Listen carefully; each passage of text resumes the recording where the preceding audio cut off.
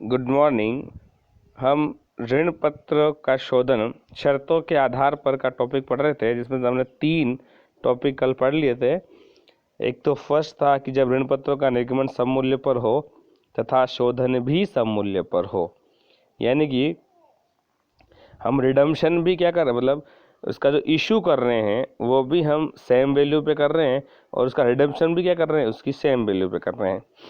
और प्रीमियम पर अगर रिडम्पशन करते हैं तो सेकेंड जो हमारा है कि हम क्या कर रहे हैं, जो उसका इशू जो है वो डिस्काउंट पे कर रहे हैं और रिडम्पशन जो है उसके सेम वैल्यू पे कर रहे हैं, एज पर वैल्यू पे कर रहे हैं।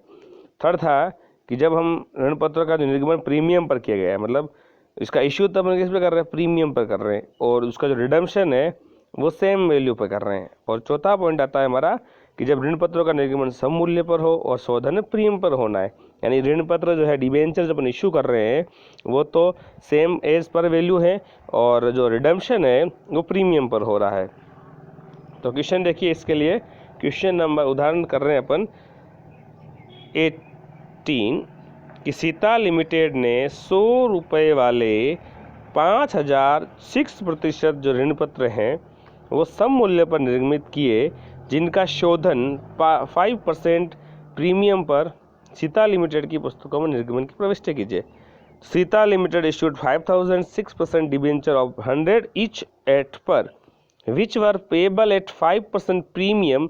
Give journal entries for the issue in the book of Sita Limited, journal Sita limited.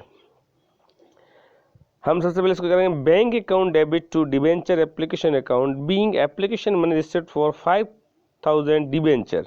तो 5000 को अपन 100 से मल्टीप्लाई करेंगे तो 5 लाख रुपीस हो जाएंगे।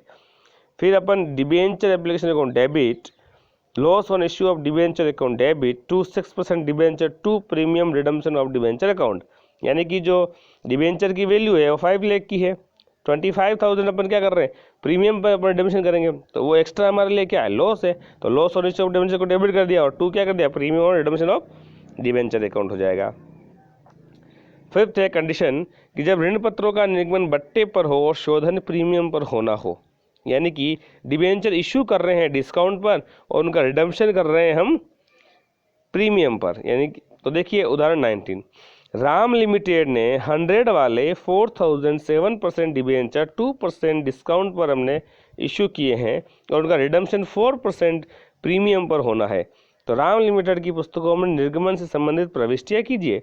Ram limited issued 4000 7% debenture of 100 each at a discount of 2%, which were payable at 4% premium.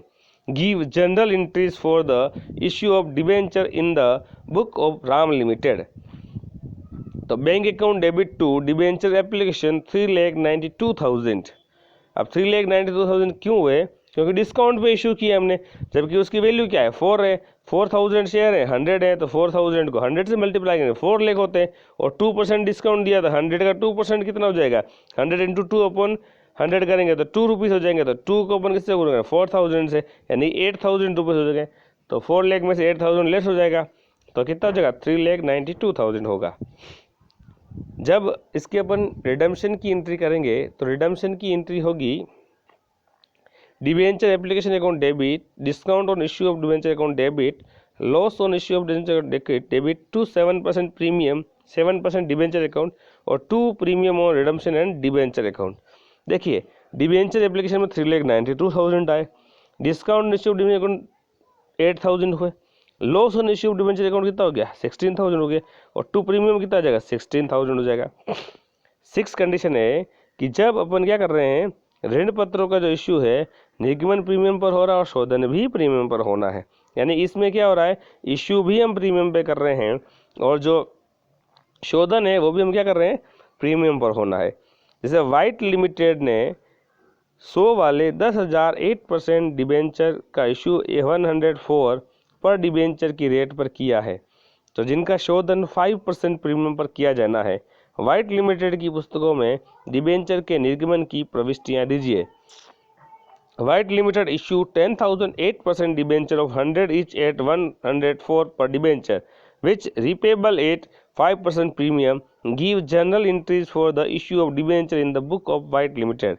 तो पहली एंट्री होगी कि bank account debit to debenture application over 10,40,000। फिर इसकी अगली एंट्री होगी debenture application account debit 10,40,000, loss on issue of debenture account 50,000, to 8% debenture 10,000, to security premium 40,000 और to premium on redemption of debenture account 50,000। अगला आया है कि चिट्ठे में प्रकटीकरण यानी कि disclosure in a balance sheet.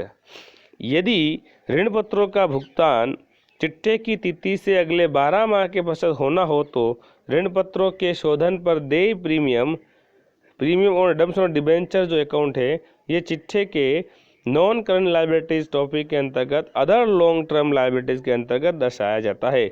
और यदि ऋण पत्रों का भुगतान चिट्ठे की तिथि से 12 माह के अंदर होना हो तो ऋण पत्रों को करंट लायबिलिटी शीर्षक के उप शीर्षक अदर करंट लायबिलिटीज के अंतर्गत current maturing of long term डेब्ट के रूप में दर्शाया जाता है।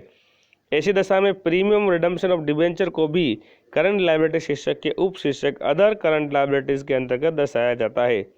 ऋण पत्रों के निर्गमन पर हानि का वह भाग जो चिट्ठे की तिथि से अगले 12 माह के पश्चात अप्लिकित होना हो उससे संपत्ति भाग में नॉन करंट एसेट शीर्षक के उप शीर्षक अदर नॉन करंट एसेट्स के अंतर्गत दर्शाया जाता है तथा ऋण पत्रों के निर्गमन पर हानि loss on issue of debenture का वह भाग जो चिट्ठे की तिथि से 12 माह के अंदर अप्लिकित होना हो उसे करंट एसेट शीर्षक के उप शीर्षक अदर करंट एसेट्स के अंतर्गत दर्शाया जाता है। Thank you.